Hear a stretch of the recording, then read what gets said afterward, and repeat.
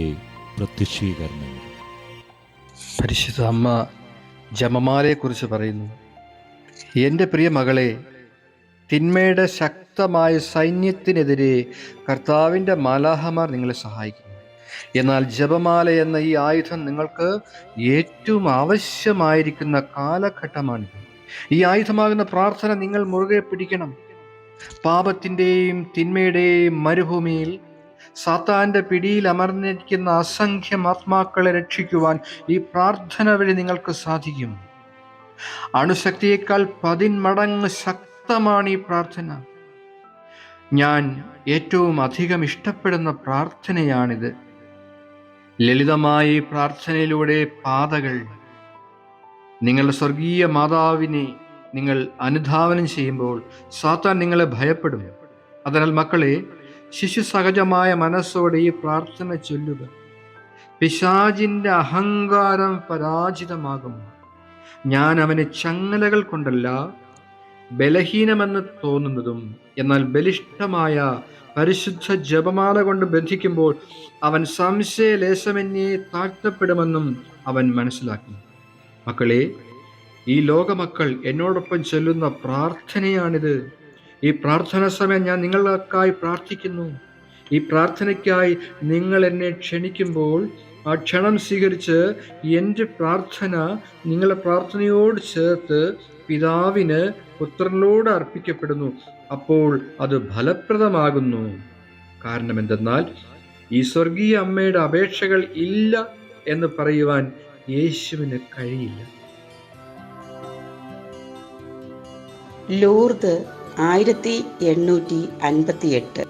ബെർണർദീത്ത് എന്ന 14 വയസ്സുകാരി ബാലികയ്ക്ക് മാതാവ് 18 പ്രാവശ്യം പ്രത്യക്ഷപ്പെട്ട് സന്ദേശം നൽകി. ഞാൻ അമലോത്ഭവയാകുന്നു എന്ന വെളിപ്പെടുത്തലാണ് ലൂർദിലൂടെ ഉണ്ടായത്. ഇവിടെ ഒരു ദേവാലയം പണിയൂ, ജനങ്ങൾ തിരിപ്രദക്ഷിണത്തിനായി വരട്ടെ എന്ന മാതാവിൻ്റെ സന്ദേശവും നിറവേറി. നിയോഗ പ്രാർത്ഥന. ഇന്ന് ഒക്ടോബർ 8, ജപമാല മാസത്തിലെ 8-ാം ദിനം. അമ്മ മാതാവിൻ്റെ അനുഗ്രഹങ്ങളുടെ പെരുമഴ ഈ ലോകത്തെങ്ങും നിറഞ്ഞു നിൽക്കട്ടെ എന്ന് ഞങ്ങൾ ആഗ്രഹിക്കുകയും പ്രാർത്ഥിക്കുകയും ചെയ്യുന്നു. ഇന്ന് സാമ്പത്തിക പ്രതിസന്ധിയിൽ ഉഴലുന്ന മക്കളെ സമർപ്പിച്ച് പ്രാർത്ഥിക്കുന്നു. അവരുടെ നിയോഗങ്ങൾ അമ്മ മാതാവ് വഴി കർത്താവിൻ്റെ സന്നിധിയിലെത്തുവാനായി ഞങ്ങൾ പ്രാർത്ഥിക്കുന്നു. നല്ല ദൈവമേ, നാളിതുവരെ അങ്ങ് ഞങ്ങളിൽ ചൊരിഞ്ഞ എല്ലാ അനുഗ്രഹങ്ങൾക്കും നന്ദി പറയുന്നു. ഞങ്ങളുടെ ഇപ്പോഴത്തെ സാഹചര്യത്തിൽ ഞങ്ങൾ അനുഭവിക്കുന്ന ബുദ്ധിമുട്ടുകളും കടബാധ്യതകളും അങ്ങേക്ക് സമർപ്പിക്കുന്നു. ഞങ്ങളുടെ ആവശ്യങ്ങളിൽ അങ്ങിൽ ആശ്രയിക്കുന്ന ഞങ്ങളെ ഈ കടബാധ്യതയിൽ നിന്നും രക്ഷിക്കണമേ. പിതാവേ, അങ്ങ് കാരുണ്യം വർഷിച്ച് ഞങ്ങളുടെ പാപക്കടങ്ങൾ ക്ഷമിക്കണമേ. അലിവ് തോന്നി ഞങ്ങളുടെ സാമ്പത്തിക സ്ഥിതി മെച്ചപ്പെടുത്തി ഞങ്ങളെ അനുഗ്രഹിക്കണമേ.